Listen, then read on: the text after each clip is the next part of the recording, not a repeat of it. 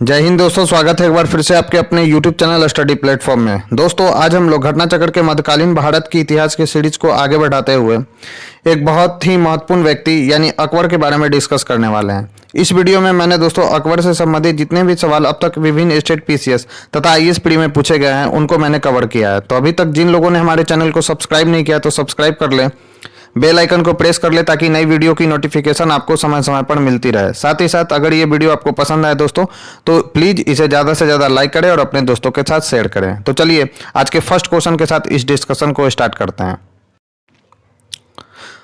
First question है दोस्तों, निम्नलिखित में से किस स्थान पर अकबर को हुमायूं की मृत्यु की सूचना मिलने पर राजगद्दी पर बैठाया गया था? तो दोस्तों वह स्थान था कलानौर।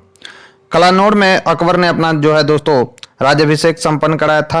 तो और वहीं पर वो जो है दोस्तों मुगल राजगद्दी पर बैठा था कलानौर में ही, और मात्र 14 वर्ष से कम उम्र की आयु में ही जो है दोस्तों अकबर मुगल राजगद्दी पर बैठने वाला शासक था। तो ये भी फैक्ट्स आपको ध्यान में रखना है। अब इंपॉर्टेंट फैक्ट देखते हैं इस क्वेश्चन से रिलेटेड। तो हुमायूं की मृत्यु के अवसर पर अकबर पंजाब में सिकंदर सूर को समाप्त करने में संलिप्त था।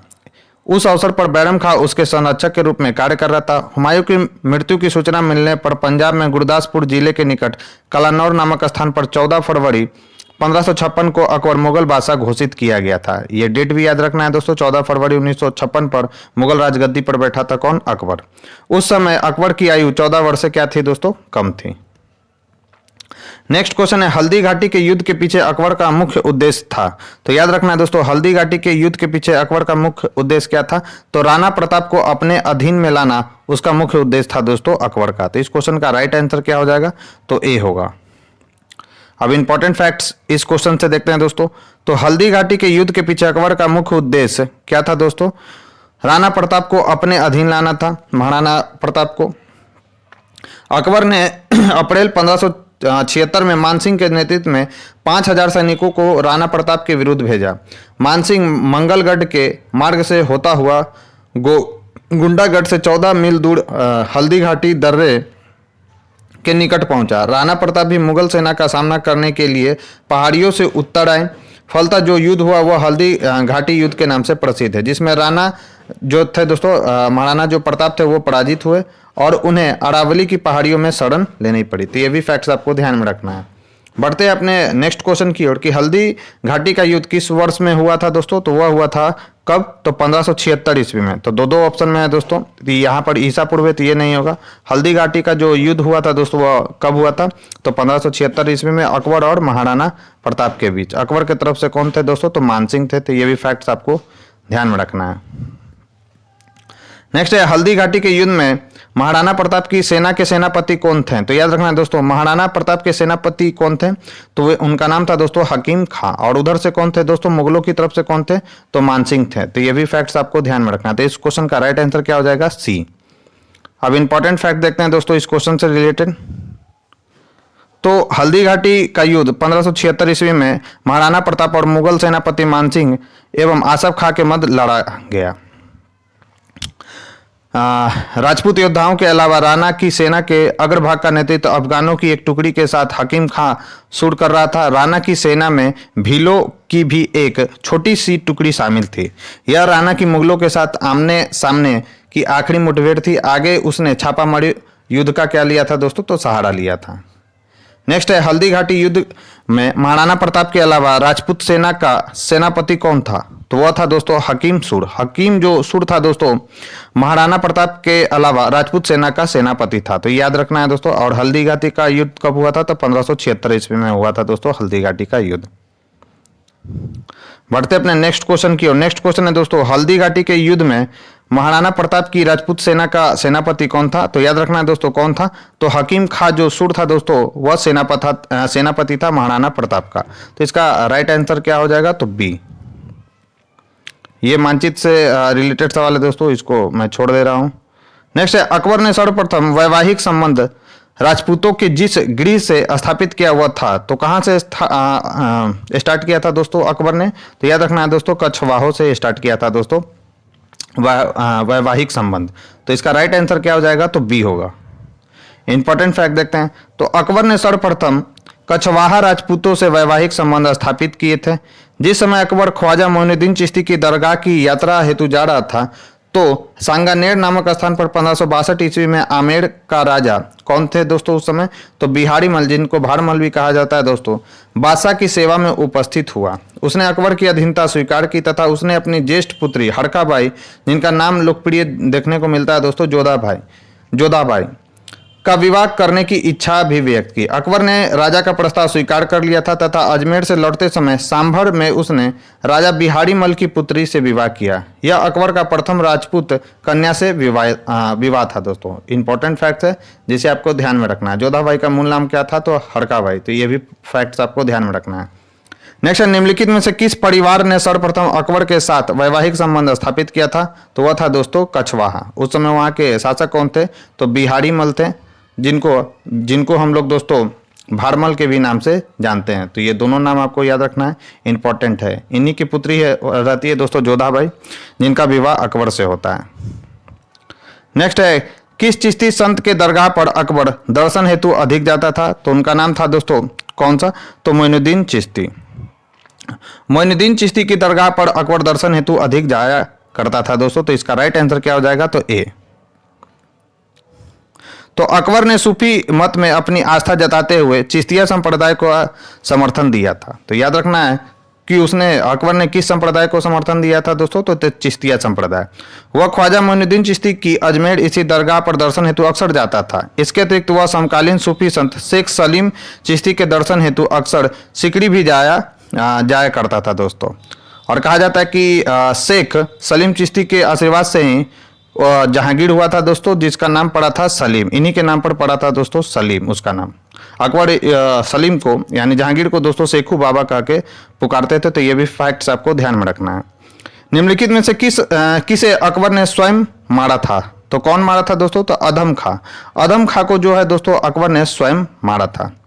तो याद रखना है दोस्तों, महम अनगा के पुत्र अधम खां को 1562 ईस्वी में अकबर ने स्वयं मारा था, क्योंकि उसने अकबर के प्रधानमंत्री अतगा खां की हत्या कर दी थी दोस्तों। तो याद रखना है, इंपॉर्टेंट फैक्ट है ये। नेक्स्ट है, राजपूताना के निम्न राज्यों में से किस एक ने अकबर की संप्रभुता स्वयं स्वीकार नहीं की थी, तो वह कौन था दोस्तों, मेवाड़।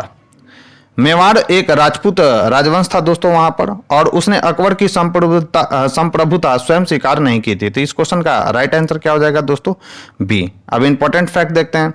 तो मेवाड़ राज्य ने अकबर की संप्रभुता स्वयं स्वीकार नहीं की थी।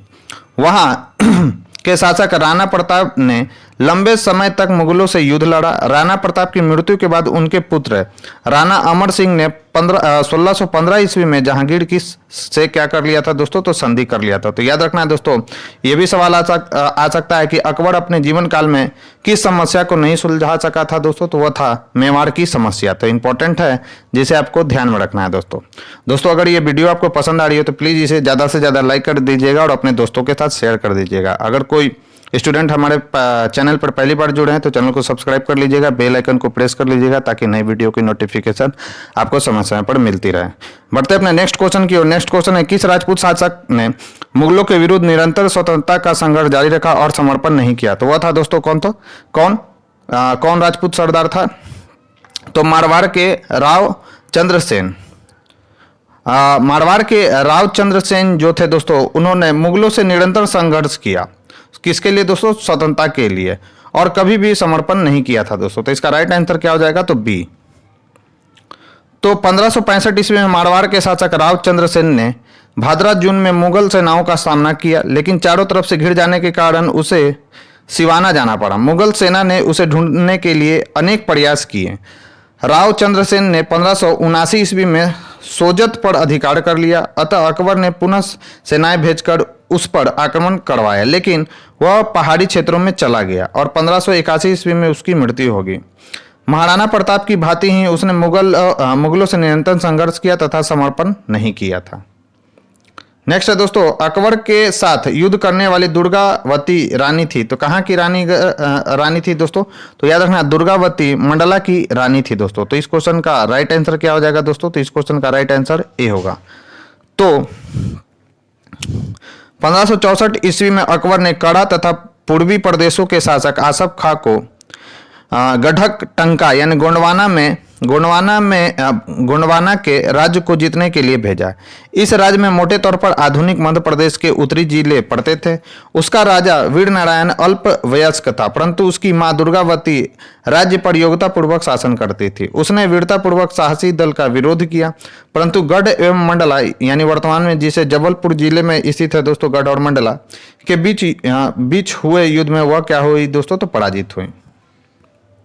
नेक्स्ट है अबुल फजल की मृत्यु इनमें से किसके कारण हुई? तो याद रखना है दोस्तों, अबू फजल जो कि अकबर के 9 रत्नों में शामिल थे, उनकी मृत्यु किसके कारण हुई थी दोस्तों?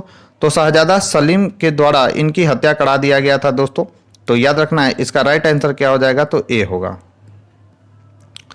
तो जब शहजादा सलीम ने विद्रोह कर इलाहाबाद में स्वतंत्र शासक की तरह व्यवहार करना आरंभ कर दिया, तब अकबर ने 1602 ईस्वी में दक्षिण से अपने पुत्र अबू फजल को बुलाया, अपने मित्र अबू फजल को बुलाया। उसी समय सलीम के इशारे से ओरछा के बुंदेला सरदार वीर सिंह देव ने मार्ग में अबू फजल की हत्या कर दी। जहांगीर जब सम्राट बना तब उसने वीर सिंह देव को 3000 का मनसब प्रदान किया था। अतः अबू फजल की मृत्यु में शहजादा सलीम की भूमिका स्पष्ट थी दोस्तों। नेक्स्ट है निम्न तथ्यों में से कौन तथ्य ऐसा है जो अकबर को राष्ट्रीय सम्राट सिद्ध करने में सहायक नहीं है? तो वह दोस्तों अकबर ने इस्लाम धर्म को त्याग दिया, यह जो है दोस्तों सही नहीं है। तो इसका राइट आंसर क्या हो जाएगा दोस्तों, तो ए होगा। अब इंपॉर्टेंट फैक्ट देखते हैं इस क्वेश्चन से रिलेटेड। तो अकबर पहला मुस्लिम शासक था जिसने इस बात का अनुभव किया कि मुगल साम्राज्य की सुदृढ़ता के लिए भारत की बहुसंख्यक हिंदू जनता का सहयोग प्राप्त करना नितांत आवश्यक है। उसने हिंदू मुस्लिम समुदायों को राष्ट्रीय एकता के सूत्र में बांधने का प्रयास किया।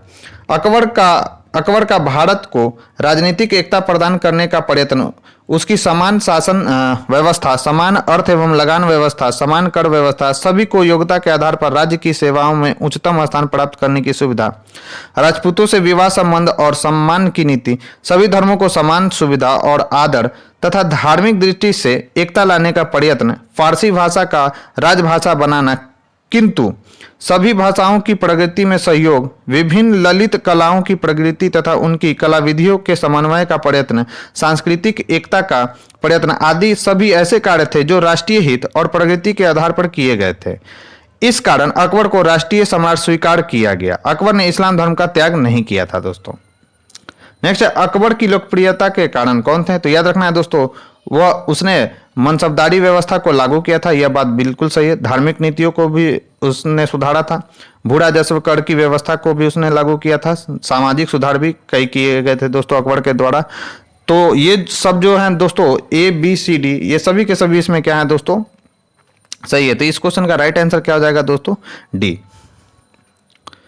तो मुगल शासन व्यवस्था को स्थापित करने का श्रेय अकबर को ही है। उसकी केंद्रीय शासन व्यवस्था तथा बादशाह के पद और अधिकारों एवं कर्तव्यों की व्याख्या, उसका प्रांतीय शासन, उसकी लगान व्यवस्था, उसकी मुद्रा व्यवस्था, उसकी मनसबदारी व्यवस्था आदि सभी को उसके समय में सफलता प्राप्त हुई और वह उसके उत्तराधिकारियों के लिए आधार स्वरूप बनी। अकबर प्रथम मुस्लिम शासक था जिसने हिंदू और मुसलमानों को निकट लाने का प्रयास किया। अपनी उदार नीति के अंतर्गत उसने 1562 ईस्वी में दास प्रथा, याद रखना है दोस्तों, दास प्रथा को कब समाप्त किया था? तो 1562 ईस्वी में। तीर्थ यात्रा कर को कब समाप्त किया था? तो 1563 ईस्वी में। जजिया कर को कब हटाया था? तो 1564 ईस्वी में। ये सभी के सभी डेट जो है दोस्तों काफी ज्यादा महत्वपूर्ण है, जिन्हें आपको ध्यान में रखना है। अपने सामाजिक सुधार के अंतर्गत उसने बाल विवाह एवं सती प्रथा को रोकने का प्रयत्न भी किया था दोस्तों अकबर ने। अतः अकबर की लोकप्रियता के कारणों से उपर्युक्त चारों बिंदुओं को सम्मिलित किया जाता है। नेक्स्ट, निम्नलिखित में से किस मुस्लिम शासक ने तीर्थ यात्रा कर समाप्त कर दिया था? तो वह था दोस्तों अकबर। कब किया था? तो ये डेट भी याद रखना है, 1563 ईस्वी में। और जजिया कर को कब हटाया था दोस्तों? तो याद रखना है 1564 ईस्वी में। दास प्रथा को कब प्रतिबंधित किया था? तो 1562 ईस्वी में। ये तीनों फैक्ट जो हैं दोस्तों याद रखना है, काफी ज्यादा महत्वपूर्ण फैक्ट्स हैं ये। नेक्स्ट, निम्नलिखित बादशाहों में से किसको एक प्रबुद्ध निरंकुश कहा जा सकता है? तो प्रबुद्ध निरंकुश कौन था दोस्तों? तो याद रखना है प्रबुद्ध निरंकुश था अकबर। तो इसका राइट आंसर क्या हो जाएगा दोस्तों? तो इसका राइट आंसर हो जाएगा सी।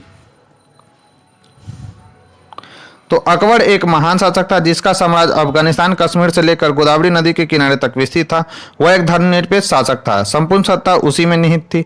अतः वह प्रशा के फ्रेडरिक महान और इंग्लैंड की रानी एलिजाबेथ की तरह प्रबुद्ध निरंकुश शासक कहा जाता है, जिसके शासनकाल में कानून की दृष्टि में क्या थे दोस्तों, सभी समान थे।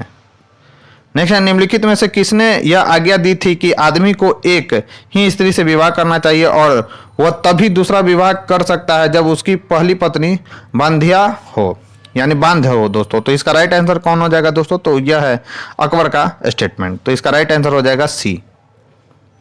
तो अकबर ने कुछ सामाजिक परंपरा और व्यक्तिगत मान्यताओं पर अंकुश अवश्य लगाया, परंतु उसने यह कार्य सुधार की दृष्टि से किया। उदाहरण के लिए उसने आज्ञा दी कि आदमी को एक ही स्त्री से विवाह करना चाहिए और तभी दूसरा विवाह कर सकता है जब उसकी पत्नी क्या हो दोस्तों, तो बांध हो। उसने हिंदू विधवाओं को पुनर्विवाह करने का अधिकार दे दिया तथा बलपूर्वक स्त्रियों के सती होने पर भी क्या कर दी दोस्तों, तो रोक लगा दी। नेक्स्ट है, निम्नलिखित कथनों में से कौन से कथन सही हैं? अकबर ने लड़कों और लड़कियों के विवाह की आयु निर्धारित करने का प्रयास किया था। नेक्स्ट है दोस्तों, अकबर ने लड़कियों को अभिभावकों के दबाव से अलग स्वयं की इच्छा से विवाह करने की स्वतंत्रता दी थी। तो यह बात दोनों सही है दोस्तों, दोनों के दोनों कथन जो है बिल्कुल सही है कि अकबर ने लड़कों और लड़कियों की विवाह की जो आयु थी दोस्तों उसको निर्धारित करने का प्रयास किया गया था अकबर के द्वारा, और अकबर ने लड़कियों को अभिभावकों के दबाव से अलग स्वयं की इच्छा से विवाह करने की स्वतंत्रता दी थी। तो यह भी स्टेटमेंट जो है दोस्तों बिल्कुल सही है। तो इस क्वेश्चन का राइट आंसर क्या हो जाएगा दोस्तों, तो सी। तो बादशाह अकबर ने लड़कों के लिए कम से कम 16 वर्ष तथा लड़कियों के लिए 14 वर्ष आयु की विवाह की आयु निर्धारित की थी। इसने लड़कियों को अभिभावकों के दबाव से अलग स्वयं की इच्छा से विवाह करने की स्वतंत्रता दी थी, अतः दोनों कथन सही है। नेक्स्ट है, अकबर का शासन जाना जाता है। तो अकबर का शासन किसके लिए जाना जाता है दोस्तों, तो आपको ध्यान रखना है, क्षेत्रों को जीतने के लिए जाना जाता है, अपनी प्रशासनिक व्यवस्था के लिए भी जाना जाता है, न्यायिक प्रशासन के लिए भी जाना जाता है, जबकि उसकी धार्मिक कट्टरता के लिए नहीं जाना जाता था। तो धार्मिक कट्टरता के लिए किसका काल जाना जाता है दोस्तों, तो औरंगजेब का काल जाना जाता है। तो ये भी फैक्ट्स आपको ध्यान में रखना है। तो इस क्वेश्चन का राइट आंसर हो जाएगा कथन 1 सही है, 2 सही है और 3 भी सही है। तो इसका राइट आंसर हो जाएगा दोस्तों बी। इंपॉर्टेंट फैक्ट देखते हैं। तो अकबर अपनी धार्मिक कट्टरता के लिए नहीं अपितु धार्मिक उदारता एवं धार्मिक सहिष्णुता के लिए जग प्रसिद्ध था। उसके द्वारा प्रतिपादित सुलह कुल की नीति, याद रखना है दोस्तों, सुलह कुल की नीति किसके द्वारा स्टार्ट किया गया था, तो अकबर के द्वारा स्टार्ट किया गया था। नीति इसका सब सबल प्रमाण है। इस प्रकार कथन 4 सही नहीं है, जबकि कथन 1, 2, 3 सही है दोस्तों। नेक्स्ट है, अकबर के शासनकाल में पुनर्गठित केंद्रीय प्रशासन तंत्र के अंतर्गत सैनिक विभाग का प्रमुख था। तो कौन था दोस्तों, तो सैनिक विभाग का जो प्रमुख था दोस्तों केंद्रीय प्रशासन के अंतर्गत वह था मीर बख्शी। तो इसका राइट आंसर क्या हो जाएगा, तो बी। इंपॉर्टेंट है, जिसे आपको ध्यान में रखना है। तो अकबर के शासनकाल में पुनर्गठित केंद्रीय प्रशासन तंत्र के अंतर्गत मीर बख्शी मुख्यतः सैन्य विभाग का प्रमुख होता था, याद रखना है दोस्तों, किंतु उसे प्रधान सेनापति नहीं कहा जा सकता। इसका कार्य सैनिकों के वेतन एवं सैनिक संगठन से संबंधित था दोस्तों। वह मनसबदारों की सूची रखता था तथा उसे बादशाह अकबर के समक्ष प्रस्तुत करता था। सैनिकों की भर्ती, उनके शस्त्रों की व्यवस्था, सैनिकों का निरीक्षण आदि उसके कार्यों के अंतर्गत आते थे दोस्तों। कौन से, तो मीर बख्शी के कार्यों के अंतर्गत दोस्तों। बढ़ते अपने नेक्स्ट क्वेश्चन की ओर। अकबर कालीन सैन्य व्यवस्था आधारित थी। तो याद रखना है दोस्तों, अकबर कालीन जो सैन्य व्यवस्था थी वह मनसबदारी पर जो थी दोस्तों आधारित थी। और इस व्यवस्था को किसने लागू किया था, तो याद रखना है दोस्तों, अकबर ने ही इस व्यवस्था को लागू किया था, मनसब व्यवस्था को। तो साम्राज्य के विस्तार एवं शांति सुव्यवस्था के लिए सुसंगठित सेना का होना अत्यंत आवश्यक था। इस दृष्टि से अकबर ने अपनी सैन्य व्यवस्था की अनेक त्रुटियों में सुधार किया। उसने 1573 ईस्वी में घोड़ों को दांगने की प्रथा का पुनः प्रचलन कराया दोस्तों, याद रखना है, जिससे सेनापति अपने घोड़े न बदल सके अथवा एक घोड़े को 2 बार न प्रस्तुत कर सके।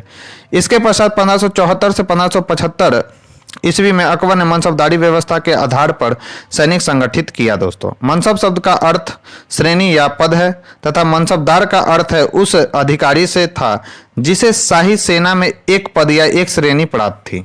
अकबर की मनसबदारी व्यवस्था दशमलव प्रणाली पर आधारित थी दोस्तों।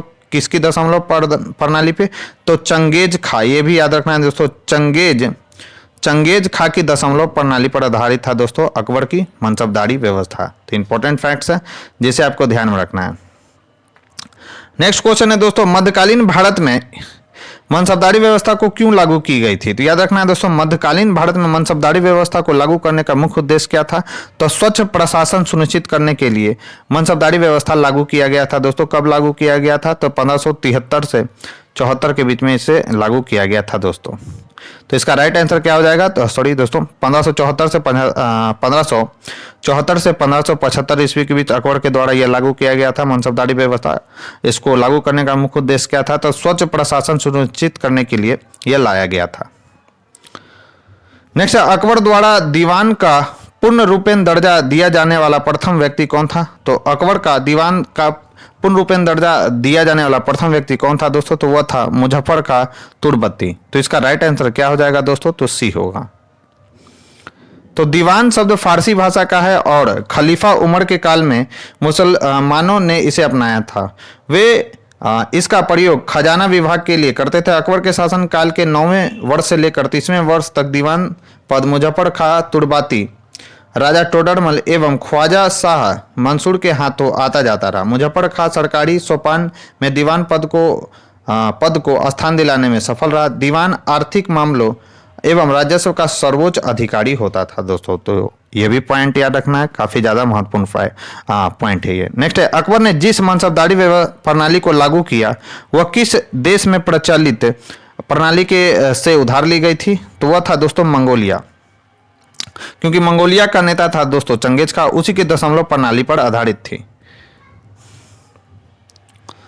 तो मुगल मनसबदारी प्रणाली मध्य एशिया यानी मंगोलिया से ली गई थी। इस प्रकार का सैन्य विभाजन चंगेज खां के नेतृत्व में मंगोल सेना में किया गया था। अकबर द्वारा प्रारंभ मनसबदारी प्रणाली यद्यपि काफी हद तक नवीन थी, तथापि वह मूलतः मंगोल सैन्य विभाजन पर आधारित था।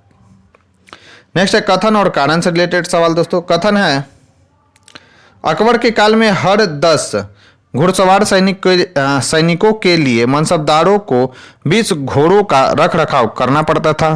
कारण इसका दिया गया है कि घोड़ों को यात्रा में आराम देना होता था और युद्ध के समय उनको बदलना आवश्यक होता था। तो इसका राइट आंसर है दोस्तों, दोनों सही है, यानी कथन भी सही है और कारण जो है दोस्तों कथन की सही एक्सप्लेनेशन यानी व्याख्या भी कर रहा है। तो अकबर के काल में हर 10 घुड़सवार सैनिकों के लिए मनसबदारों को 20 घोड़े रखने होते थे। इसका मूल कारण यह था कि लंबी यात्रा के दौरान घोड़ों को आराम देना आवश्यक था और युद्ध में उन्हें बदलने की आवश्यकता भी पड़ती थी। इस कारण कथन और कारण दोनों सही है और कारण जो है दोस्तों कथन की सही व्याख्या कर रहा है। नेक्स्ट है, जाप्ती प्रणाली किसकी उपस्थिति? याद रखना है दोस्तों, जाप्ती प्रणाली अकबर की उपस्थिति। इस क्वेश्चन का राइट आंसर क्या हो जाएगा? डी होगा। तो अकबर के शासनकाल में भू राजस्व वसूली के लिए जाप्ती प्रणाली का प्रचलन हुआ, जो भूमि सर्वेक्षण, भू राजस्व निर्धारण के लिए दस्तूर उल अमल तथा जाप्ती खसरे की तैयारी पर आधारित थी। समाज के अधिकतर भूभाग में यही प्रणाली प्रचलित थी दोस्तों। नेक्स्ट है, टोडरमल ने किस क्षेत्र में ख्याति अर्जित की थी? तो टोडरमल ने जो है दोस्तों भू राजस्व के क्षेत्र में ख्याति अर्जित की थी। तो इसका राइट आंसर क्या हो जाएगा? तो बी। तो टोडरमल ने भू राजस्व के क्षेत्र में ख्याति अर्जित की थी। अकबर ने अपने शासन के 24वें वर्ष, याद रखना है दोस्तों, यानी 1580 ईस्वी में आईने दहसाला यानी टोडरमल बंदोबस्त नामक नई कर प्रणाली को शुरू करके मुगलकालीन व्यवस्था को अस्थायी स्वरूप प्रदान किया। इस प्रणाली का वास्तविक प्रणेता कौन था? तो राजा जो टोडरमल थे दोस्तों इस प्रणाली के वास्तविक प्रणेता थे। इसी कारण इसे टोडरमल बंदोबस्त भी कहते हैं। उस समय टोडरमल वित्त मंत्री था और उसका मुख्य सहायक कौन था दोस्तों? तो ख्वाजा शाह मंसूर था।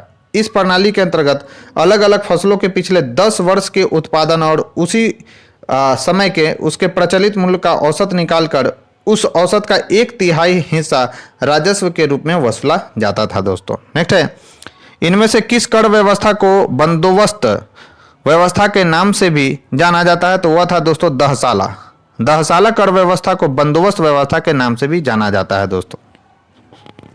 तो अकबरकालीन भू राजस्व व्यवस्था की दहसाला पद्धति को बंदोबस्त व्यवस्था के नाम से भी हम लोग जानते हैं दोस्तों। नेक्स्ट है, टोडरमल संबंधित हैं। तो टोडरमल जो थे दोस्तों राजा टोडरमल वो मालगुजारी सुधारों से संबंधित थे। तो इसका राइट आंसर क्या हो जाएगा? तो बी। तो अकबर द्वारा भू राजस्व व्यवस्था के पुनर्निर्धारण हेतु 1570 से 1571 ईस्वी में मुजफ्फर का तुर्बती और राजा टोडरमल को अर्थ मंत्री के पद पर नियुक्त किया गया था। राजा टोडरमल ने अलग अलग फसलों पर नगद के रूप में वसूल की जाने वाली लगान राशि का 1581 से 1580 ईस्वी के मध्य 10 वर्षों का औसत निकालकर उस औसत का 1/3 भू राजस्व के रूप में निश्चित किया, जिसे 10 साला मालगुजारी व्यवस्था कहा गया। आईने 10 साला व्यवस्था को टोडरमल बंदोबस्त भी कहा जाता है। नेक्स्ट है मुगल सम्राट अकबर से संबंधित निम्नलिखित कथनों पर विचार कीजिए तथा सही उत्तर चुनिए। पहला कथन है तानसेन रामवली पांडे को मुगल सम्राट अकबर द्वारा प्रदान की गई पदवी थी। दूसरा कथन है अकबर का विवाह मानसिंह की बहन के साथ हुआ था। तीसरा कथन है अबू फजल आईने अकबरी के लेखक थे। चौथा कथन है दोस्तों राजा टोडरमल अकबर की सेना के प्रधान सेनापति थे। तो आपको याद रखना है दोस्तों कि इसका राइट आपसे सही पूछा गया तो केवल यही सही है दोस्तों। अबू फजल जो है दोस्तों आईने अकबरी के लेखक थे, यह बात बिल्कुल सही है। जबकि राजा टोडरमल अकबर की सेना के प्रधान सेनापति थे, यह बात बिल्कुल गलत है दोस्तों। और अकबर का विवाह मानसिंह की बहन के साथ हुआ था, यह भी बात बिल्कुल गलत है दोस्तों। जहांगीर का विवाह हुआ था, मानसिंह की पुत्री थी, न कि बहन थी दोस्तों। तो ये तो कथन गलत हो गया। कथन 2 तानसेन रामवली पांडे को मुगल सम्राट अकबर द्वारा प्रदान की गई पदवी थी, यह भी बात बिल्कुल गलत है दोस्तों। तो इसका राइट पूछा जा रहा था तो केवल 3 ही सही है। तो तानसेन का मूल नाम था दोस्तों रामतनु पांडे। उसे तानसेन नाम या उपाधि ग्वालियर एवं रीवा के राजा ने दी थी। तो ये फैक्ट्स याद रखना है, न कि अकबर ने दिया था दोस्तों। अकबर ने तानसिंह को मियाँ की उपाधि दी थी। राजा मानसिंह की बहन मानबाई शाह बेगम का विवाह सलीम से हुआ था दोस्तों, याद रखना जहांगीर से हुआ था, मैंने आपको बताया था, न कि अकबर से। आईने अकबरी के लेखक अबू फजल थे। राजा टोडरमल दीवान थे यानी वित्त मंत्री थे, न कि सेनापति। अतः केवल कथन 3 सत्य हैं। नेक्स्ट है भू राजस्व प्रशासन के क्षेत्र में शेरशाह एवं अकबर के मध्य निम्नलिखित में से कौन नरेंद्र की कड़ी थे? तो वे थे दोस्तों राजा टोडरमल। तो इसका राइट आंसर क्या हो जाएगा दोस्तों? तो बी। तो इतिहास प्रसिद्ध टोडरमल भू राजस्व प्रशासन की दृष्टि से विशेष सम्मान प्राप्त था। अकबर के द्वारा ही आईने 10 साला यानी जिसे टोडरमल बंदोबस्त की शुरुआत की गई थी। इस प्रणाली के प्रणेता कौन थे? तो टोडरमल थे दोस्तों। ख्वाजा शाह मंसूर से भी इसमें मदद मिली थी, अतः इसे टोडरमल बंदोबस्त के भी नाम से जाना जाता है। नेक्स्ट है अकबर काल में भू राजस्व व्यवस्था की एक प्रसिद्ध नीति आईने 10 साला पद्धति किसके द्वारा निर्मित की गई थी? तो वह निर्मित की गई थी दोस्तों राजा टोडरमल के द्वारा। नेक्स्ट है अकबर ने दीने इलाही किस वर्ष में प्रारंभ किया था? तो याद रखना है अकबर ने दीने इलाही कब प्रारंभ किया गया था दोस्तों अकबर के द्वारा था? तो 1582 ईस्वी में एक नए धर्म को चलाया गया था अकबर के द्वारा, जिसे क्या कहा गया है दोस्तों? तो दीने इलाही। तो इसका राइट आंसर क्या होगा? डी। तो अकबर ने 1582 ईस्वी में तौहीदे इलाही या दीने इलाही की स्थापना की। इसके अंतर्गत अकबर ने सभी धर्मों के मूल सिद्धांतों को सम्मिलित कर उसे सर्वमान्य बनाने का प्रयास किया। दीने इलाही वास्तव में सूफी सर्वेश्वरवाद पर आधारित एक विचार पद्धति थी। इस नवीन संप्रदाय का प्रधान पुरोहित अबू फजल था दोस्तों। हिंदुओं में केवल बीरबल ने इसे स्वीकार किया था। तो ये भी फैक्ट्स आपको ध्यान में रखना है। राजा भगवान दास और राजा मान सिंह ने इसका सदस्य बनने से क्या कर दिया दोस्तों? इनकार कर दिया। नेक्स्ट है दीने इलाही का प्रचार किस शासक ने किया था? तो वह था दोस्तों अकबर। कब स्टार्ट किया गया था? तो 1582 ईस्वी में। नेक्स्ट है दीने इलाही किसके द्वारा प्रारंभ किया गया था? अकबर के द्वारा प्रारंभ किया गया था 1582 ईस्वी में। नेक्स्ट है किस इतिहासकार ने दीने इलाही को एक धर्म कहा है? तो उनका नाम है दोस्तों इनमें से कोई नहीं, यानी इसका राइट आंसर हो जाएगा डी। तो अकबर द्वारा प्रवर्तित दीने इलाही को कोई धर्म नहीं था, अपितु एक सूफी मत था कि जिसके नियम सर्वधर्म समन्वय पर आधारित थे। जहांगीर के समकालीन मोहसिन फानी ने अपनी रचना दबिस्तान ए मजाहिब में पहली बार दीने इलाही का एक स्वतंत्र धर्म के रूप में उल्लेख किया था। नेक्स्ट है इबादत खाने का निर्माण किसने करवाया था? तो अकबर के द्वारा जो है दोस्तों इबादत खाने का निर्माण कराया गया था दोस्तों। कहाँ पर कराया गया था? तो ये भी फैक्ट्स याद रखना है। फतेहपुर सिकरी में इसका निर्माण कराया गया था दोस्तों अकबर के द्वारा। तो इंपॉर्टेंट फैक्ट देखते हैं। तो बादशाह अकबर ने धार्मिक चर्चा एवं विचार विमर्श के लिए 1575 ईस्वी में फतेहपुर सिकरी में एक इबादत खाने के निर्माण का आदेश दिया।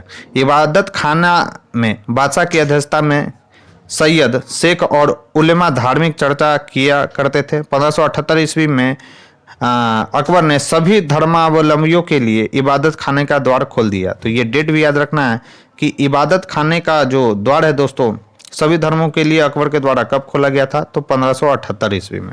एस्टैब्लिश कब किया गया था, तो 1575 ईस्वी में। अकबर ने समस्त धार्मिक मामलों को अपने हाथ में लेने के लिए 1579 ईस्वी में मजहरनामा जारी करवाया था। तो ये भी फैक्ट्स याद रखना है कि मजहरनामा की घोषणा अकबर के द्वारा कब किया गया था, तो 1579 ईस्वी में, जिसने उसे धर्म के मामले में सर्वोच्च बना दिया। इस पर 5 उलेमाओं या इस्लामी धर्मविदों के हस्ताक्षर से महजर को स्मिथ और वुलजलेन हेग ने अचूक आज्ञा पत्र यानी इनफॉलिबिलिटी डिक्री कहा है। महजर जारी करने के बाद अकबर ने सुल्तान आदिल या इमाम ए आदिल की उपाधि धारण की। तो ये भी उपाधि जो है दोस्तों आपको याद में रखना है कि सुल्तान आदिल और इमाम ए आदिल की उपाधि किसने धारण किया था, तो अकबर ने धारण किया था। स्मिथ महोदय ने कहा था कि दीन इलाही अकबर की मूर्खता का स्मारक है, उसकी बुद्धिमत्ता का नहीं। तो याद रखना है कि किसने कहा था कि दीन इलाही अकबर की मूर्खता का स्मारक है, उसकी बुद्धिमत्ता का नहीं। तो इतिहासकार हैं दोस्तों स्मिथ, उन्होंने ऐसा स्टेटमेंट दिया था। नेक्स्ट है फतेहपुर सीकरी का इबादत खाना क्या था। तो याद रखना है दोस्तों फतेहपुर सीकरी का जो इबादत खाना था वह भवन जिसमें विभिन्न धर्मों के विद्वानों के साथ अकबर चर्चा करता था दोस्तों, इसी के लिए यह बनाया गया था दोस्तों इबादत खाना। कब बनाया गया था, तो 1575 ईस्वी में। और सभी धर्मों के लिए कब खोल दिया गया था, तो 1578 ईस्वी में। नेक्स्ट है निम्नलिखित इमारतों में से कौन सी इमारत शान फतेहपुर कही जाती है। तो उसका नाम है दोस्तों जामा मस्जिद। जामा मस्जिद को शान फतेहपुर कहा जाता है दोस्तों, और ये इंपॉर्टेंट सवाल है क्योंकि अभी तक ऐसा सवाल देखने को नहीं मिला है, इसलिए इंपॉर्टेंट हो जाता है, जिसे आपको ध्यान में रखना है। तो सम्राट अकबर द्वारा बसाए गए शहर फतेहपुर सीकरी यानी सिटी ऑफ विक्ट्री को वर्ष 1986 ईस्वी में यूनेस्को की विश्व धरोहर स्थल सूची में शामिल किया गया था। उत्तर प्रदेश में स्थित फतेहपुर सीकरी में 1571 ईस्वी से 1585 ईस्वी तक मुगल साम्राज्य की राजधानी रही। याद रखना है दोस्तों कि फतेहपुर सीकरी मुगल साम्राज्य की राजधानी कब से कब तक रही थी, तो अकबर के शासनकाल में रही थी दोस्तों 1571 ईस्वी से 1585 ईस्वी के बीच में। फतेहपुर सीकरी में मुगल वास्तुकला के स्मारक जैसे कौन कौन सा है दोस्तों, याद रखना है जामा मस्जिद, बुलंद दरवाजा, पंचमहल, शेख सलीम चिश्ती का मकबरा आदि शामिल है। यहाँ स्थित जामा मस्जिद को शान फतेहपुर या शान सीकरी के नाम से भी हम लोग जानते हैं दोस्तों। तो आपसे पूछेगा कि फतेहपुर सीकरी में स्थित शान महल की स्थापना किसके द्वारा कराया गया था, तो अकबर के द्वारा कराया गया था। कौन सा स्मारक फतेहपुर सीकरी में नहीं है, तो याद रखना है दोस्तों अकबरी जो महल है दोस्तों वह फतेहपुर सीकरी में स्थित नहीं है, जबकि स्वर्ण महल, पंचमहल, जोधाभाई का महल सभी के सभी फतेहपुर सीकरी में स्थित है दोस्तों। तो अकबर ने आगरा से 36 किलोमीटर दूर फतेहपुर सीकरी में यानी 1568 से 69 ईस्वी में एक राजमहल सह किले का निर्माण आरंभ किया। एक विशाल कृत्रिम झील से युक्त पहाड़ी पर बने इस किले में गुजरात और बंगाल शैलियों की कई इमारत शामिल थी। इनमें जोधाबाई का महल, पंचमहल, मरियम महल, जिसके मरियम महल को ही स्वर्ण महल के नाम से भी जाना जाता है दोस्तों, दीवाने आम, दीवाने खास, बिरबल कोठी आदि प्रमुख है। अकबरी महल आगरा के किले में स्थित है दोस्तों। तो ये आपसे पूछ सकता है कि आगरा के दीवान महल, दीवाने आम या दीवाने खास को किसने बनवाया था दोस्तों, तो वह था मुगल शासक अकबर। नेक्स्ट है दिल्ली में कौन सा ऐतिहासिक स्मारक भारतीय तथा फारसी वास्तुकला शैली का उदाहरण है, तो वह दोस्तों हुमायूं का मकबरा है। इंपॉर्टेंट है पहली बात कि किस पर भारतीय और फारसी वास्तुकला का सम्मिश्रण देखने को मिलता है, किस ऐतिहासिक स्मारक में, तो उसका नाम है दोस्तों हुमायूं का मकबरा। तो इसका राइट आंसर क्या है दोस्तों, तो सी। तो हुमायूं का मकबरा दिल्ली में स्थित है, जो हुमायूं की पत्नी के संरक्षण में निर्मित हुआ तथा मीरक मिर्जा गयास, याद रखना है दोस्तों, के द्वारा इसका डिजाइन तैयार किया गया था। तो ये भी इंपॉर्टेंट है। यह मकबरा भारतीय फारसी वास्तु शैली का उदाहरण है। फारसी या ईरानी वास्तुकला शैली की एक विशेषता है देहरा गुंबद, जो सिकंदर लोदी के मकबरे में भी प्रयोग किया गया है।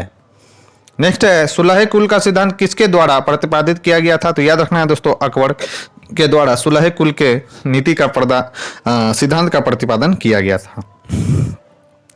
तो अकबर की धार्मिक नीति का मूल्य उद्देश्य सार्वभौमिक सहिष्णुता था। इसे सुलह कुल की नीति अर्थात सभी के साथ शांतिपूर्ण व्यवहार का सिद्धांत भी कहा जाता है। अकबर ने इस्लामी सिद्धांत के स्थान पर सुलह कुल की नीति अपनाई। 1582 ईस्वी में इसने सभी धर्मों में सामंजस्य स्थापित करने के लिए तौहीद इलाही, जिसे दीन इलाही के नाम से भी हम लोग जानते हैं दोस्तों, एक नया पंथ प्रवर्तित किया। अकबर की सुलह कुल की नीति राजनीतिक उदारता एवं धार्मिक सहनशीलता के साथ साथ उसके उदारवादी सांस्कृतिक दृष्टिकोण को प्रदर्शित करता है दोस्तों। नेक्स्ट है अकबर द्वारा अपनाई गई सुलह कुल यानी सार्वभौम शांति तथा भाईचारा की अवधारणा निम्नांकित में से किस पर आधारित थी? तो याद रखना है दोस्तों, राजनीतिक उदारता पर यह आधारित थी, साथ ही साथ धार्मिक सहनशीलता पर तथा उदारवादी सांस्कृतिक दृष्टिकोण पर आधारित थी दोस्तों सुलह कुल की नीति। तो इस क्वेश्चन का राइट आंसर हो जाएगा दोस्तों डी। नेक्स्ट है किस मुगल बादशाह के विरुद्ध जौनपुर में फतवा जारी हुआ था? तो याद रखना है दोस्तों, अकबर के विरुद्ध जो है दोस्तों जौनपुर में फतवा जारी हुआ था। तो इसका राइट आंसर क्या हो जाएगा? तो बी। तो 1580 ईस्वी में जौनपुर के एक धर्मगुरु या काजी मुल्ला मोहम्मद यजदी ने सभी मुस्लिमों को अकबर के विरुद्ध विद्रोह करने के लिए एक फतवा जारी किया था दोस्तों।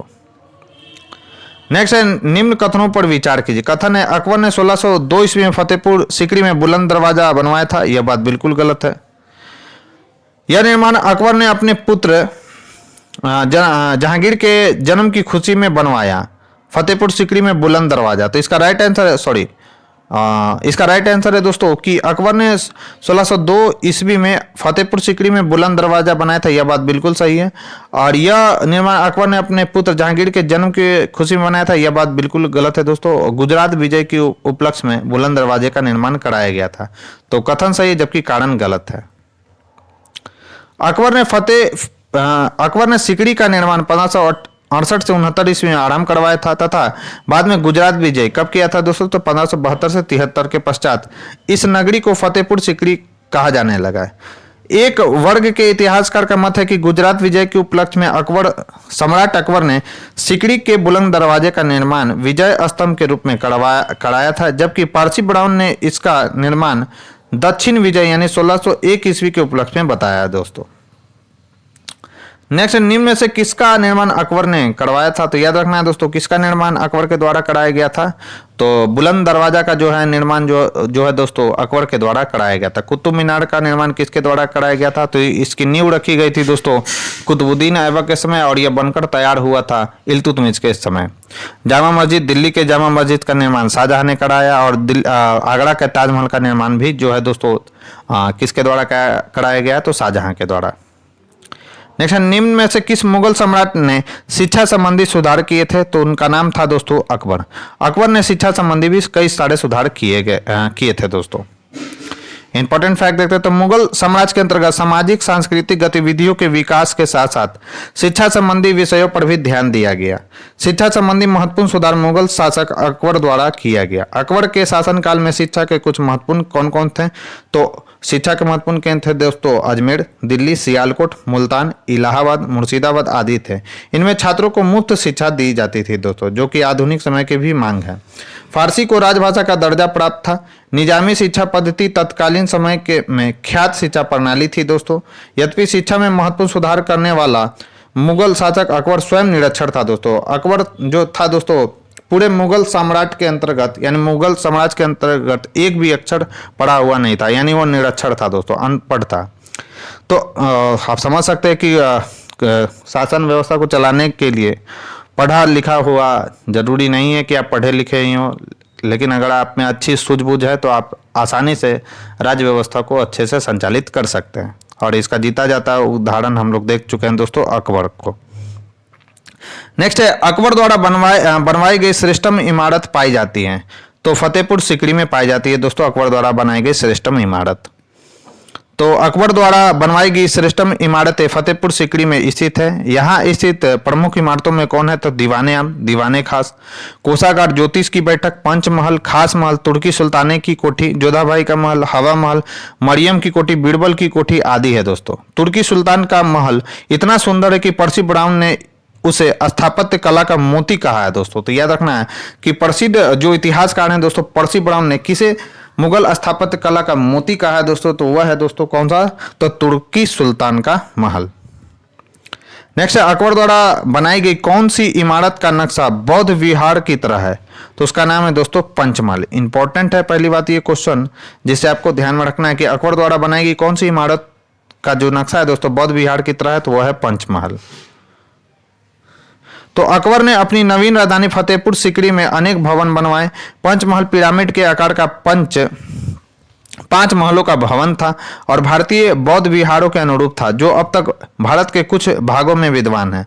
ऊपर की ओर छोटी होने वाली 5 मंजिलों वाला यह आयताकार भवन नालंदा आदि में बने हुए बहुमंजिला बौद्ध विहारों से ली गई प्रेरणा पर आधारित था। नेक्स्ट है, फतेहपुर सिकरी में बादशाह अकबर ने निर्मित कराया था, तो क्या निर्मित कराया था दोस्तों, तो पंचमहल निर्मित कराया था। किससे प्रभावित था, तो बौद्ध विहारों से यह महल जो है दोस्तों प्रभावित था, तो याद रखना है आपको। नेक्स्ट है, जहांगीर महल स्थित है, तो जहांगीर महल कहां पर स्थित है दोस्तों, तो जहांगीर महल स्थित है आगरा में। तो आगरा किला अकबरी शैली का सर्वप्रथम उदाहरण है। यह अकबर द्वारा निर्मित सुप्रसिद्ध किला, इसका निर्माण अकबर के प्रधान कारीगर कासिम खां की देखरेख में हुआ था दोस्तों। किले के अंदर अकबर ने लाल पत्थर से 500 से अधिक भवनों का निर्माण करवाया था दोस्तों। जहांगीर महल आगरा किले में ही स्थित है। इसका निर्माण अकबर ने अपने पुत्र और उत्तराधिकारी सलीम के रहने के लिए कराया था। इस महल की शैली अधिकतर हिंदू स्थापत्य कला शैली की ओर झुकी है। जहांगीरी महल की प्रेरणा ग्वालियर के मानसिंह महल से ली गई है दोस्तों। नेक्स्ट है, अकबर का मकबरा कहां पर स्थित है, तो यह स्थित है दोस्तों सिकंदरा में। तो इसका राइट आंसर क्या हो जाएगा, तो ए है। तो अकबर का मकबरा सिकंदरा नामक गांव में स्थित है, जिसे सुल्तान सिकंदर लोदी ने अपने नाम पर बसाया था। अकबर ने इसका नाम बहिस्ताबाद रखा था, तो याद रखना है अकबर ने किसका नाम बहिस्ताबाद रखा था दोस्तों, तो सिकंदरा का नाम जो है दोस्तों बहिस्ताबाद रखा था। यह अकबर से आगरा से 5 मील की दूरी पर दिल्ली जाने वाली सड़क पर स्थित है। इसके निर्माण की योजना अकबर ने बनवाई थी, किंतु निर्माण जहांगीर ने 1613 ईस्वी में करवाया था। इस मकबरे में 5 मंजिलें हैं। इसकी प्रत्येक ऊपर की मंजिलें नीचे की मंजिलों से आकार में छोटी होती गई है। इस मकबरे की विशेषता इसका गुंबद विहीन होना है, यानी इस पर कोई भी गुंबद नहीं है दोस्तों। नेक्स्ट, निम्न में से किस किले का निर्माण अकबर के राजकाल में नहीं कराया गया था, तो वह था दोस्तों कौन सा, तो दिल्ली का जो लाल किला है दोस्तों, उसका निर्माण शाहजहां के शासनकाल में करवाया गया था, न कि अकबर के काल में दोस्तों। तो दिल्ली का, ये तो इजी क्वेश्चन है दोस्तों, दिल्ली का लाल किला का निर्माण अकबर के राज्यकाल में नहीं करवाया गया था। इसका निर्माण शाहजहां के शासनकाल में कराया गया था। यह चतुर्भुजाकार लाल बलुआ पत्थर से निर्मित होने के कारण लाल किले के नाम से प्रसिद्ध है। आगरा का किला, इलाहाबाद का किला एवं लाहौर का किला अकबर के शासनकाल में निर्मित हुए थे दोस्तों। नेक्स्ट है, सम्राट है और उसका मकबरा दिया गया है दोस्तों, आपको मैच कराना है। तो अकबर का मकबरा कहाँ पर है, पहले देख लेते हैं। अकबर का जो मकबरा है दोस्तों वह है सिकंदरा में। जहांगीर का मकबरा कहाँ पर है दोस्तों, तो याद रखना है जहांगीर का मकबरा है लाहौर में। बाबर का मकबरा है दोस्तों कहाँ पर, तो काबुल में। और शाहजहां का मकबरा कहाँ है दोस्तों, तो आगरा में। तो ए का हो गया दोस्तों 3, बी का हो गया 4, सी का हो गया 1 और डी का हो गया दोस्तों 2। तो इस क्वेश्चन का राइट आंसर है 3, 4, 1, 2। तो 3, 4, 1, 2 एक ही ऑप्शन में है दोस्तों, और वो ऑप्शन है सी। तो इस क्वेश्चन का राइट आंसर क्या हो जाएगा, तो सी। फिर सूची 1 को सूची 2 से मिलान करना है। तो बाबर का मकबरा कहाँ पर है दोस्तों, तो काबुल में है बाबर का मकबरा। हुमायूं का मकबरा कहाँ पर है दोस्तों, दिल्ली में। अकबर का मकबरा सिकंदरा में। और जहांगीर का मकबरा कहाँ पर है दोस्तों, तो लाहौर में है। तो ए का हो गया दोस्तों कौन सा, तो ए का हो गया ब, और 2 का हो गया दोस्तों अ, 3 का हो गया दोस्तों द, और 4 का हो गया दोस्तों कौन सा, तो सा। तो अ ब द स इसका राइट आंसर हो जाएगा। अ ब द स किस में है दोस्तों, तो अ ब स द एक ही में है दोस्तों, और वो है ऑप्शन ए में। सॉरी यहाँ पर कुछ गड़बड़ हो, 1 मिनट में। बाबर का मकबरा जो है दोस्तों काबुल में है, तो यानी बस से स्टार्ट होगा दोस्तों, तो इसका राइट आंसर सही है। हुमायूं का मकबरा कहाँ पर है, तो हुमायूं का मकबरा दिल्ली में। अकबर का मकबरा सिकंदरा में। और जहांगीर का मकबरा लाहौर में है। तो बस से स्टार्ट होगा दोस्तों, ना कि तो इसका राइट आंसर क्या हो जाएगा, बी। नेक्स्ट है अकबर के काल में महाभारत का फारसी अनुवाद जिसके निर्देशन में हुआ वह है, तो वह है दोस्तों फैजी। फैजी के दिशा निर्देशन में महाभारत का फारसी भाषा में अनुवाद किया गया था दोस्तों अकबर के कार्यकाल में। तो इसका राइट आंसर क्या हो जाएगा दोस्तों, डी। और फैजी के बारे में एक बात और भी आपको ध्यान में रखना है दोस्तों, फैजी जो थे दोस्तों वह राजकवि के पद पर आसीन थे। फैजी मुगल काल में दो भाई थे दोस्तों, कौन कौन, तो अबू फजल और फैजी, दोनों जो भाई थे दोस्तों वो अकबर के 9 रत्नों में शामिल थे। तो ये भी फैक्ट्स आपको ध्यान में रखना है। और ये दोनों कौन थे दोस्तों, तो शेख मुबारक के जो थे दोस्तों दोनों पुत्र थे। तो ये भी फैक्ट्स आपको ध्यान में रखना है, एक्स्ट्रा फैक्ट्स है ये। तो अकबर ने अपने राजकवि फैजी की अध्यक्षता में एक अनुवाद विभाग की स्थापना की थी। अकबर के आदेश से महाभारत के विभिन्न भागों का रज्मनामा नाम से फारसी में अनुवाद फैजी के ही दिशा निर्देशन में नकीब खां, याद रखना है दोस्तों, बदायूनी तथा फैजी आदि विभिन्न विद्वानों के सम्मिलित प्रयासों से किया गया। इसके अतिरिक्त बदायूनी ने क्या किया था दोस्तों, रामायण का, फैजी ने लीलावती का तथा अबू फजल ने कालिया दमन का जो है दोस्तों फारसी भाषा में अनुवाद किया था दोस्तों। और ये सब के सब महत्वपूर्ण है कि रामायण का आपसे पूछा जाए कि फारसी भाषा में अनुवाद अकबर के समय में किसके द्वारा किया गया था, तो बदायूनी के द्वारा। लीलावती का फारसी भाषा में अनुवाद किसने किया था, तो राजकवि पर आसीन थे दोस्तों फैजी, उन्होंने किया था। और कालिया दमन का फारसी भाषा में अनुवाद किसने किया था दोस्तों, तो अबू फजल ने किया था। नेक्स्ट, निम्नलिखित में से किसने महाभारत का फारसी भाषा में अनुवाद किया था, तो उनका नाम था दोस्तों अब्दुल कादिर बदायूनी। तो इसका राइट आंसर हो जाएगा ए। नेक्स्ट है महाभारत के फारसी अनुवाद का शीर्षक है, तो महाभारत के फारसी अनुवाद का शीर्षक है दोस्तों रज्मनामा।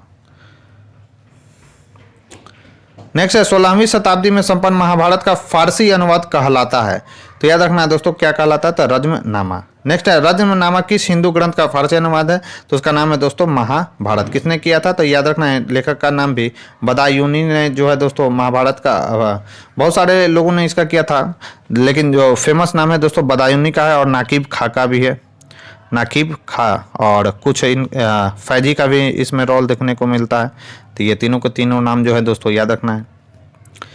नेक्स्ट है अकबर की इच्छा अनुसार किसने रामायण का फारसी में अनुवाद किया था, तो रामायण का याद रखना है दोस्तों, रामायण का फारसी में अनुवाद किसने किया था, तो अब्दुल कादिर बदायूनी ने जो है दोस्तों रामायण का फारसी भाषा में अनुवाद किया था। और महाभारत का फारसी भाषा में भी अनुवाद इनके द्वारा, कुछ जो ग्रंथ है दोस्तों, कुछ महाभारत का भी इनके द्वारा फारसी भाषा में अनुवाद किया गया था, उनमें उनका योगदान था अब्दुल कादिर बदायूनी का। नेक्स्ट, निम्नलिखित में से किसने रामायण का फारसी भाषा में अनुवाद किया था, तो कौन थे दोस्तों, तो अब्दुल कादिर बदायूनी। नेक्स्ट है दोस्तों, थोड़ा धुंधलापन हो गया, सम्राट अकबर द्वारा निम्न में से किसको जड़ी कलम की उपाधि प्रदान की गई थी। पहला बात की महत्वपूर्ण सवाल है, जड़ी कलम की उपाधि से किसे सम्मानित किया गया था, तो मोहम्मद हुसैन को जो है दोस्तों सम्राट अकबर के द्वारा जड़ी कलम की उपाधि से सम्मानित किया गया था। इंपॉर्टेंट सवाल है जिसे आपको ध्यान में रखना है। अब इंपॉर्टेंट फैक्ट देखते हैं, तो अकबर के दरबार के प्रसिद्ध ग्रंथकर्ताओं जिनकी एक सूची आईने अकबर में मिलती है, में सबसे प्रमुख कश्मीर का मोहम्मद हुसैन था, जिसे अकबर ने जड़ी कलम की उपाधि प्रदान की थी। नेक्स्ट है जैन साधु जो अकबर के दरबार में कुछ वर्ष रहा और जिसे जगत गुरु की उपाधि से सम्मानित किया गया था, वह थे दोस्तों कौन, हरविजय सूरी। यह एक जैन धर्म गुरु थे दोस्तों, जिन्हें अकबर के द्वारा क्या किया गया था दोस्तों, तो जगत गुरु की उपाधि से इन्हें सम्मानित किया गया था। तो इसका राइट आंसर हो जाएगा बी। इंपॉर्टेंट फैक्ट देखते हैं, तो हरविजय सूरी ही वह जैन साधु थे जो अकबर के दरबार में कुछ वर्ष तक रहा एवं जिसे जगत गुरु की उपाधि से सम्मानित किया गया। 1582 ईस्वी में अकबर ने उक्त जैन आचार्य को सैन्य सिद्धांतों को समझाने की इच्छा से आहूत किया था। इनकी विद्वता एवं चिंतन तथा विनम्रता से प्रभावित होकर अकबर ने कुछ दिनों के लिए मांस भक्षण बंद कर दिया एवं पशु पक्षियों के वध पर भी रोक लगा दी थी। मुगल दरबार में अन्य विद्वान जिन चंद्र सूरी भी रहते थे, जिन्हें युग प्रधान की उपाधि प्रदान की गई थी दोस्तों। नेक्स्ट है वह प्रसिद्ध जैन आचार्य जिनको अकबर ने बहुत सम्मानित किया था, वह कौन थे दोस्तों, तो हरविजय सूरी। जगत गुरु की उपाधि से इनको सम्मानित किया गया था दोस्तों अकबर के द्वारा। तो याद रखना है, इंपॉर्टेंट फैक्ट्स है। नेक्स्ट मुगल सम्राट अकबर के समय का प्रसिद्ध चित्रकार था, तो याद रखना है दोस्तों दसवंत जो था दोस्तों, मुगल सम्राट अकबर के समय का एक प्रसिद्ध चित्रकार था दसवंत। उस्ताद मंसूर किसके शासनकाल में थे दोस्तों, तो याद रखना है अबुल हसन किशन दास और उस्ताद मंसूर जहांगीर के समकालीन थे दोस्तों, और ये सब के सब फेमस चित्रकार हैं जिसे आपको ध्यान में रखना है।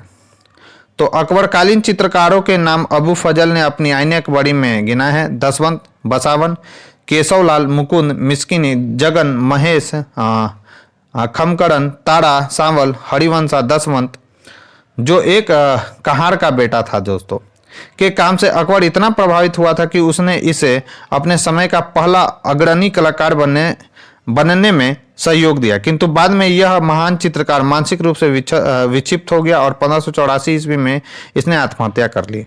नेक्स्ट है, इंग्लैंड की रानी एलिजाबेथ प्रथम का समकालीन भारतीय राजा था। तो याद रखना है दोस्तों, इंग्लैंड की रानी एलिजाबेथ प्रथम का समकालीन भारतीय राजा कौन था? तो अकबर था। और जब एलिजाबेथ डेथ की दोस्तों, तो कौन राजगद्दी पर इंग्लैंड के राजा कौन बने? तो जेम्स प्रथम, याद रखना है आपको। और जेम्स प्रथम के नेतृत्व में ही अंग्रेजों का एक जो व्यापारिक मंडल है दोस्तों, वो का व्यापारिक कारवा भेजा गया था भारत में व्यापार करने के लिए। और ये जो और जो जहाँ और वो कब पहुंचा था दोस्तों? तो याद रखना है, हॉकिंस जो है 1508 ईस्वी में जहांगीर के दरबार में 1608 ईस्वी में जहांगीर के दरबार में पहुंचा था जेम्स प्रथम का पत्र लेकर। तो ये भी फैक्ट्स आपको ध्यान में रखना है। तो इंग्लैंड की रानी एलिजाबेथ प्रथम का समकालीन भारतीय राजा अकबर था। ज्ञातव्य हो कि दिसंबर 1600 ईस्वी में ईस्ट इंडिया कंपनी की स्थापना के समय इंग्लैंड की रानी एलिजाबेथ थी। भारत में उस समय अकबर का शासन था। एलिजाबेथ प्रथम का शासनकाल 1558 से 1603 ईस्वी तक था दोस्तों। नेक्स्ट है, भारत में किसके शासनकाल में इंग्लिश ईस्ट इंडिया कंपनी का गठन हुआ था? तो अकबर का शासनकाल था दोस्तों। 1600 ईस्वी में ईस्ट इंडिया कंपनी की स्थापना हुई थी और उस समय जो शासक था दोस्तों वो था अकबर। नेक्स्ट है दोस्तों, जिस मध्यकालीन भारतीय लेखक ने अमेरिका की खोज का उल्लेख किया हुआ है, तो वह है दोस्तों अबू फजल। अबू फजल वह मध्यकालीन भारतीय लेखक है दोस्तों जिसने अमेरिका की खोज का उल्लेख किया। तो इसका राइट आंसर क्या हो जाएगा? तो डी। नेक्स्ट है, अकबर के दरबार में आने वाला पहला अंग्रेज व्यक्ति था। तो अकबर के दरबार में आने वाला पहला अंग्रेज व्यक्ति था दोस्तों राल्फ विच। यह व्यापार करने के उद्देश्य से नहीं आता, व्यापार करने के उद्देश्य से कौन आया था दोस्तों? तो कैप्टन हॉकिंस। 1608 ईस्वी में यह जो है दोस्तों जहांगीर के दरबार में पहुंचता है और जहांगीर इसे खान की उपाधि और 400 का मनसब देकर सम्मानित करता है दोस्तों कैप्टन हॉकिंस को। तो राल्फ विच फतेहपुर सीकरी और आगरा पहुंचने वाला पहला अंग्रेज व्यापारी था। इसने भारत के विभिन्न भागों में भ्रमण करते हुए अनेक स्थानों का अवलोकन किया तथा 16वीं सदी के भारतीय व्यापारिक तथा नगर केंद्रों के बारे में मूल्यवान विवरण प्रस्तुत किया। नेक्स्ट है, अकबर के शासनकाल की निम्नलिखित घटनाओं को कालानुक्रम व्यवस्थित कीजिए। तो सबसे पहले क्या किया था? तो दोस्तों आपको याद रखना है, सबसे पहले किया था दोस्तों जजिया कर की समाप्ति। फिर है दोस्तों इबादत खाने का निर्माण कराया था 1500 याद रखना 75 ईस्वी में। मजहर की घोषणा कब किया गया था दोस्तों? तो 1579 ईस्वी में। और दीन इलाही कब किया गया था? 1582 ईस्वी में। तो इसका राइट आंसर हो जाएगा दोस्तों 1, 2, 3, 4। तो इसका राइट आंसर हो गया ए। मैंने आपको बता दिया दोस्तों।